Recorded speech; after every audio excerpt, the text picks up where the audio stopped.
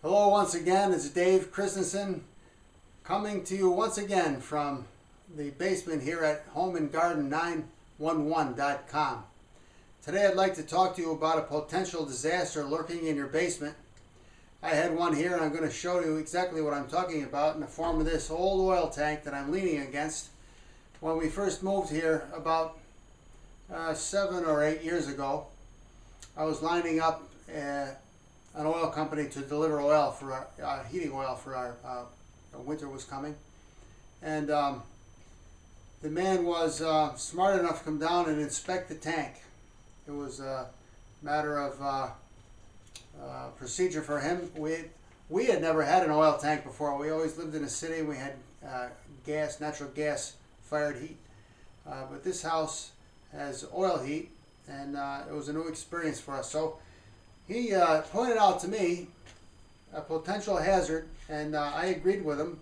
I got down on my belly on the floor with a flashlight, and he showed me the legs that this tank is supported on.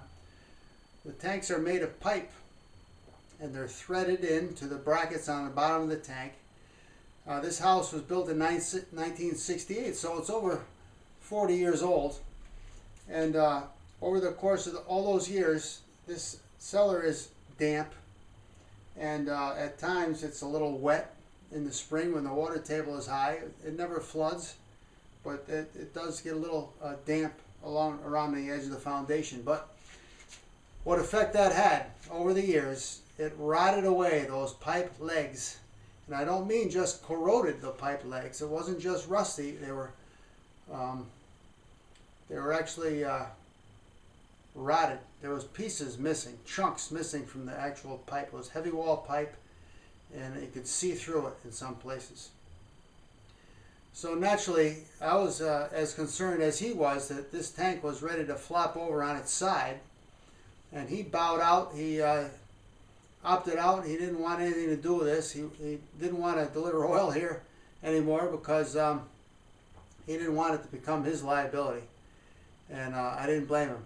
What I did, I got down on the floor, I jacked this tank up slightly to take the weight off the legs, and I put hardwood cribbing underneath it, hardwood blocks. And it's adequately supported, probably better than it ever was, and it's in no danger of going anywhere. And we used it for several years, actually. After that, we found a supplier that agreed that it seemed to be adequately supported, and he didn't have a problem with it. And we used it for several years until last year we went with propane heat. We no longer use the tank now. There's some oil in it, and I'm not in a real hurry to get rid of it because it's not leaking, and it's quite an expensive chore to get rid of this tank to get it up and out of the basement. If it does begin to leak, I'll contain it, and that'll accelerate the plans to get rid of it.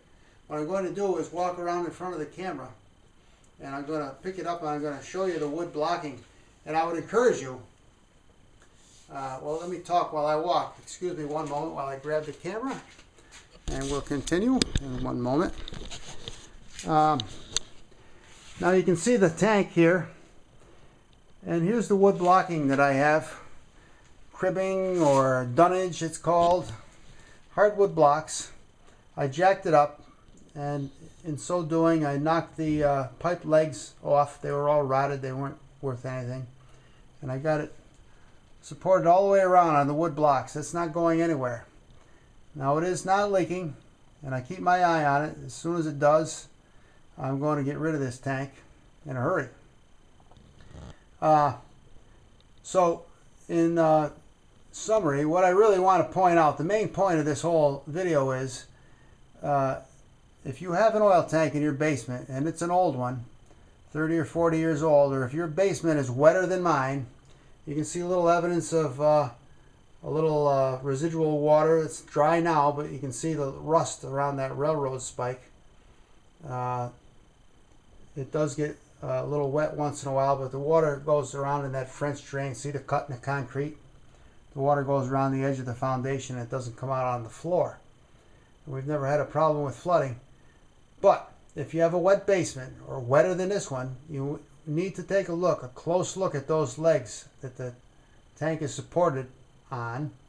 Get down on your belly with a flashlight and take a good hard look at it and consider how well that's supported, because if that tank is full, it's quite heavy, and it is quite possible that that thing is going to flop right over on you. You're going to have a real big problem on your hands, because oil spills are considered hazardous waste, hazardous spills, and toxic spills, and it's quite regulated by the state, and it's a messy, messy situation. Even if it wasn't regulated, it's nothing more difficult to clean up than oil all over your floor in your basement. So there you have it. Again, I'm Dave Christensen. Let me turn this around and I can talk to you. Dave Christensen here at homeandgarden911.com. I hope this is useful information to someone. If it is, please hit the like button on the YouTube channel that we have, Dave Studio One. And if you have another question or comment that you'd like to share or ask me about, please feel free to go to our website, homeandgarden911.com, and communicate with me. If there's something I could help you with, I'd be happy to do that if it's something I have some perspective on. If not, I won't even pretend that I know anything about it. I'll tell you straight up. That's the way we do things. Dave Christensen, thank you for allowing me to share a part of your day. Have a great day.